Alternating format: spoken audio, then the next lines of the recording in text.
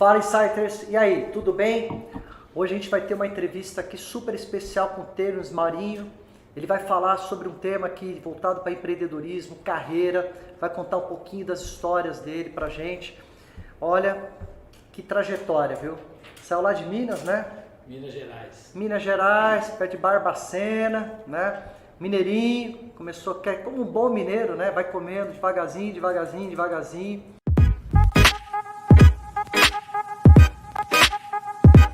Obrigado por você estar aqui com a gente no canal. Obrigado por você participar desse projeto, da gente poder compartilhar boas histórias, né? Bom, eu é que tenho que agradecer a oportunidade de estar aqui, de falando para esse Isso. público, para esses jovens, né? Estou muito feliz. As pessoas conseguem geralmente raciocinar assim no final da história, né? O time, quanto é que foi o jogo? Ganhou, perdeu? Ali o que vale é o resultado. Mas a vida é uma longa caminhada. E falar para jovens, para mim, é o foco da minha vida de hoje, que é doar um pouco, devolver um pouco para o meu país de tudo que a vida me deu. E pensando em vocês, eu digo que tem um professor, um filósofo, um compositor maravilhoso que nasceu na Alemanha, chamado Goethe, em 1750 alguma coisa, nem lembro da data, mas há muitos séculos atrás, né? No mínimo 2,5. Ele já naquela época dizia: é fácil conhecer o futuro de uma nação, basta você observar de como se cuidam das suas crianças.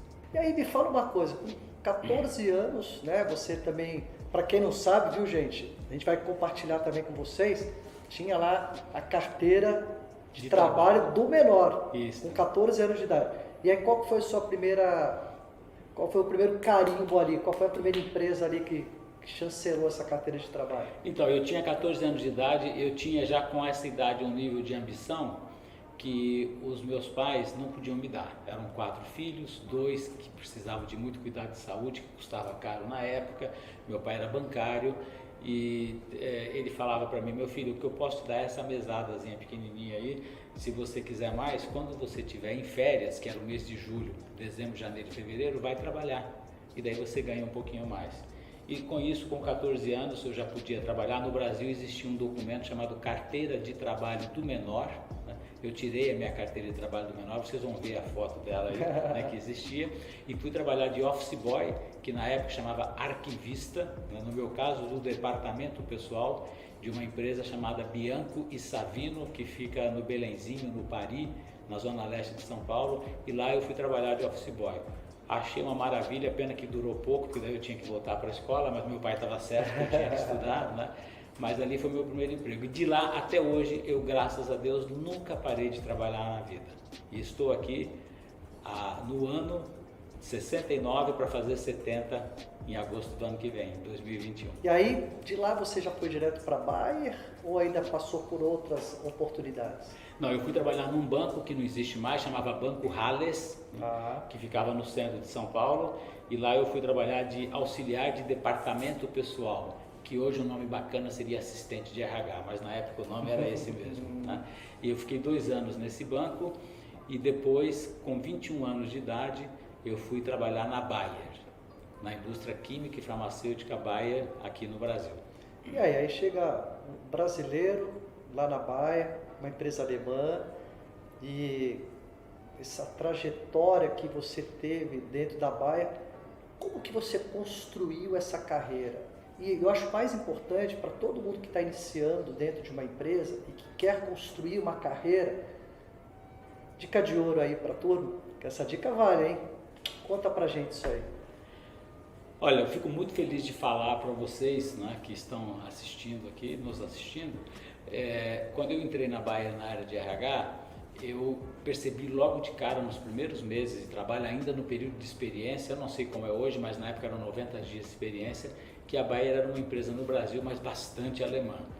Todos os diretores eram alemães, vários gerentes eram alemães, então era uma empresa realmente alemã instalada no Brasil com muita competência. Imaginem que a Bayer chegou no Brasil em 1896, eram 7 anos que o Brasil era república, a Bayer já estava aqui no Rio de Janeiro, né? E então toda a diretoria da empresa era alemã. E eu fiquei lá nos 90 dias de experiência, fui aprovado como assistente de RH, mas falei: não, eu acho que eu vou sair dessa empresa porque eu não vou ter futuro aqui. todo mundo que está aqui em cima é alemão, né? Como é que eu vou ter chance como brasileiro, né? E mineiro lá de Alto Rio Doce, acho que não vai funcionar. Mas daí eu decidi, falei, não, antes de ir embora da Baia, eu vou tentar entender o que esses caras falam, eu vou estudar alemão. E comecei a estudar alemão escondido, porque eu tinha vergonha de falar, comecei e não terminei, porque eu achava muito difícil, e estudava alemão à noite, no Goethe-Institut, que era um instituto cultural alemão aqui no Brasil, ficava quase na esquina ali da Avenida Paulista com a Rua Augusta, e lá ia eu de noite estudar alemão, o curso básico, né? E comecei a me entusiasmar, achava bacana estudar alemão, e depois de algum tempo eu comecei a sentir de 0 a 10 assim, que eu já conseguia entender 1 ou 2 de alemão, de 0 já não dava mais. E daí um dia eu cumprimentei o meu chefe, que era o diretor de RH da Baia, um senhor alemão, Dr. Heinz Miller, e conversando com ele, eu falei para ele, bom dia, como vai o senhor, em alemão? Guten Morgen, Herr Dr. Müller, wie geht's Ihnen? Que eram algumas coisinhas que eu já estava aprendendo na escola. E daí ele olhou assim para mim e falou, o que ia acontecer? Vai chamar um espírito alemão em você? Eu falei, não, doutor Miller, eu estou estudando alemão, é difícil, mas estou indo e tal. E ele falou, mas como estudando alemão, aonde? Daí eu expliquei, e daí ele falou, agora a Baia paga você. E daí a Baia começou a pagar o meu curso de alemão. E aí começou toda essa iniciativa, começou a buscar esse conhecimento e as portas foram se abrindo, né? Como é que foi essa abertura de portas aí ao longo do tempo? Então, eu entrei com 21 anos, quando eu estava com 29, né, o Dr. Miller, que era o meu chefe, estava se aposentando e voltando para a Alemanha, e eu fui surpreendido, realmente surpreendido, né, pelo presidente da Baia, na época, que chamava Sr. Rolf Löschner. Ele me chamou e falou, olha, o Dr. Miller está voltando para a Alemanha, se você quiser, eu vou te colocar no lugar do Dr. Miller. Só que você não vai ser igual como é com o Dr. Miller, porque você tem 2 defeitos para a Baia. O primeiro defeito é ser brasileiro, a Baia não tem diretor brasileiro. E o segundo é a sua idade, você tem 29 anos de idade. E daí eu falei para ele, me põe dentro disso. Um garoto, né? Um garoto. E eu fiquei como gerente de RH, só que dirigindo a área através de uma procuração lavrada em cartório, que eu podia assinar pela empresa nos assuntos de RH. E com 34 anos de idade, ou seja, fazendo 5 anos na função de diretoria de RH, mas como gerente, eu recebi um cartão de visita escrito diretor, não mudou mais nada, nem salário, nada, era só aquilo. E foi o prêmio, o presente que eu ganhei, né, de ser nomeado diretor, com 34 anos. E aí, depois dessa trajetória como diretor de RH, trilhando por anos aí esse caminho, chegou uma fase aí que... Conta essa outra parte da história que você já foi para outras áreas dentro da empresa. Como é que isso foi acontecendo? Então, eu estava com 35 anos de idade e já como diretor de RH e na Baia já há 14 anos, né, na Baia do Brasil, aqui em São Paulo. E nessa ocasião era muito bonito, era charmoso na época que as gratificações, os prêmios que a gente recebia não eram uma TED. Né? Você tinha que ir lá na sala do presidente e daí você tinha que conversar sobre o ano e daí ele dava um envelopinho que você era falta de educação você abrir, né? Tinha um cheque visado da empresa, legal, né? Tinha muito charme. E daí essa história é fantástica. E nesta conversa, né, esse presidente da Baia, o Sr. Rolf Löschner, eu gosto de citar o nome porque esse homem foi muito importante na minha vida profissional. Ele falou para mim, Theonis, o que você espera ainda da sua carreira? Você entrou na Baia com 21 anos, já está 14 anos aqui, você já é diretor de RH, o que você pensa, né? E eu, numa situação assim muito franca, o bom de você conversar com o alemão é que você pode ir nessa confrontação saudável, que você não há ofensa, etc. Eu falei, olha, o meu sonho é trabalhar como diretor de RH numa empresa mais importante do que a Baia. E isso, alguém pode já de cara ter pensado, que arrogância desse cara falar uma coisa dessa. Não é bem assim, é porque na época a área de RH estava muito importante no ABC Paulista. Lá tinha Volkswagen, tinha Mercedes, tinha Scania, toda a indústria automobilística, a Ford estava lá no ABC, em São Bernardo, São Caetano e Santo André. E eu tinha convites para ir trabalhar nessas indústrias automobilísticas como RH, e seria assim, um progresso para mim dentro da área de RH muito grande. E eu não quis mentir para o meu presidente, para o meu chefe, falei para ele que isso acontecia. E este cara, quando eu terminei de falar, falei, caraca, perdi meu emprego, né? na véspera de Natal, ganhando um cheque e falando isso com toda essa franqueza. E este cara... Mas peraí, o cheque você já tinha guardado primeiro, O né? cheque já estava guardado e era avisado, não podia botar, já podia colocar na conta, né? Esse charme tinha, né, na época, o dinheirinho. E era falta de educação você abrir na hora e ver. Você tinha que era lá falta de fora. educação. Você tinha que abrir lá fora depois que recebesse, né?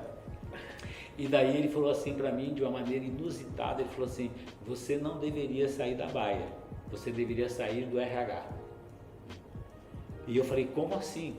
E daí ele me explicou que a Bayer estava criando mundialmente um sistema de job rotation, que era levar estrangeiros para a Alemanha, mandar alemães para fora, acreditando que as pessoas tinham um certo potencial, mas daí era com elas, se ia dar certo ou não.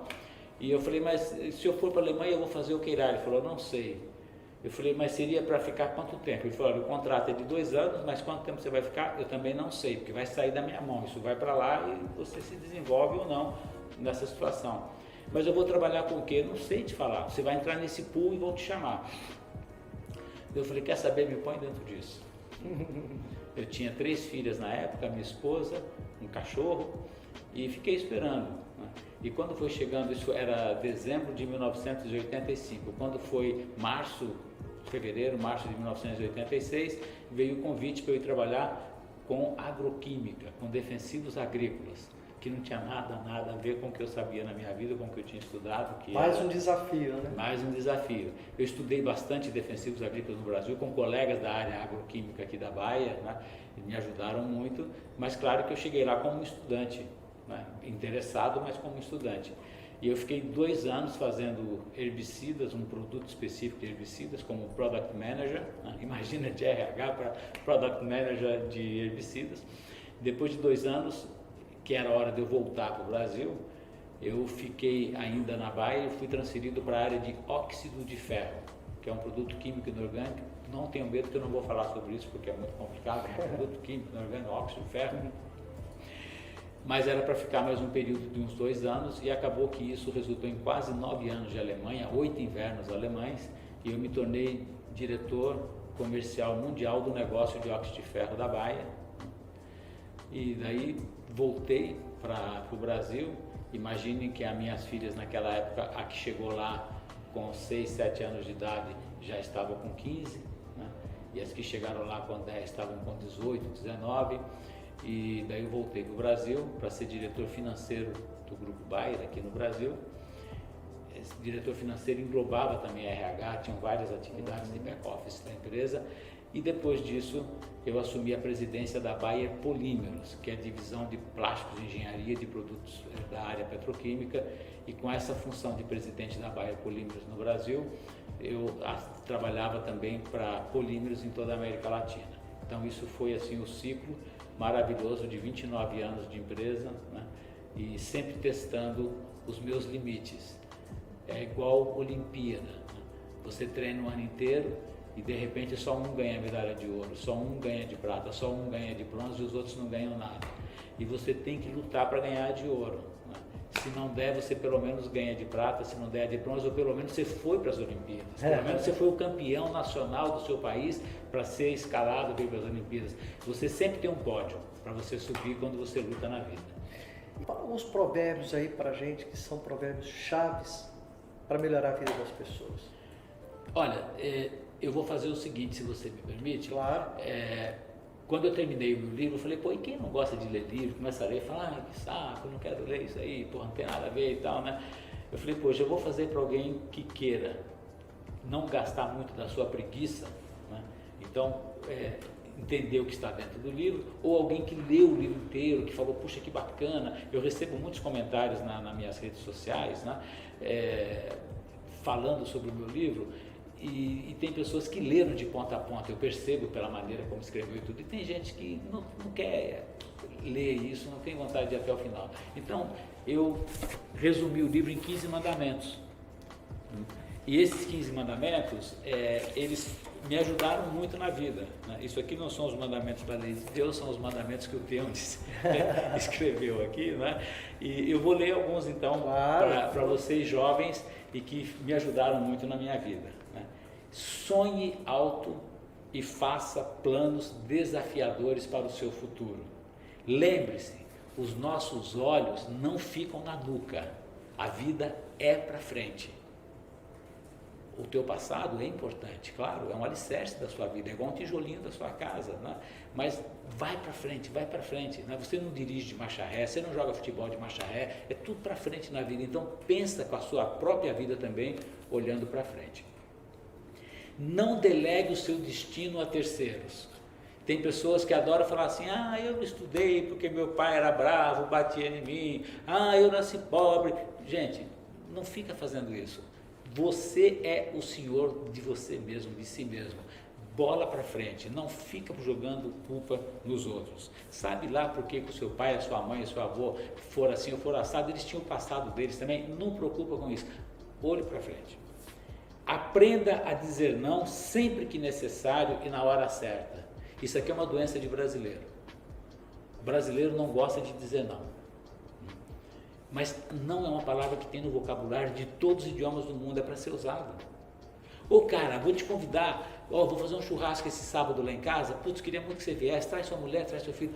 Puta, cara, obrigado, que legal, porra, vou fazer o possível para eu tô com um probleminha lá no final de semana, mas olha, eu quero ir sim, porra, não sei o quê. O que esse cara tá falando? Que não vai, que vai te dar o cano. Né? Fala a verdade, olha, esse final de semana não dá, por isso. Né? Então, você se liberta e você vai com a vida para frente e não fica enrolando os outros. Vou falar uma coisa para vocês. É muito rico a gente poder compartilhar todas essas histórias, todos esses conhecimentos, todas essas dicas, né? Isso tem um valor gigante na nossa vida.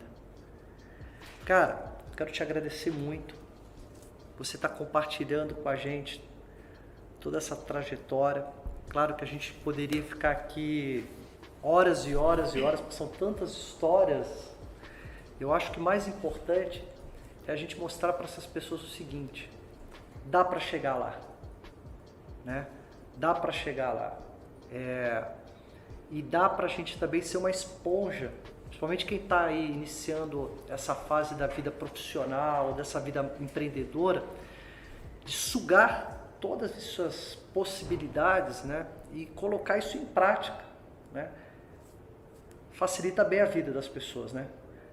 Obrigado por você estar aqui com a gente. Obrigado, né? Galera, aí ó. Esse aí é meu, tá? Só para dizer para vocês que a gente nunca pode parar de aprender. Tá certo?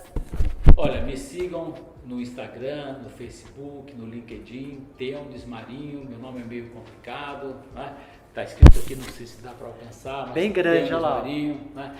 E eu faço sorteio dos meus livros, esse livro não é um negócio, eu dou 100% dos meus direitos autorais para instituições de caridade que mexem com crianças, que trabalham com crianças, mas esse livro não é um negócio. Se vocês me seguirem, nós vamos estar em contato, nós vamos conversar. Um imenso prazer poder levar essas palavras para vocês. Depois você deixa um que a gente vai sortear para os insights. Olha que ideia legal. Aí, tá. Vai ficar aqui então um livro, Sonhar Alto, Pensar Grande, que vai ser sorteado para vocês que estão assistindo. É isso aí, gente. Obrigado por compartilhar o seu tempo com a gente.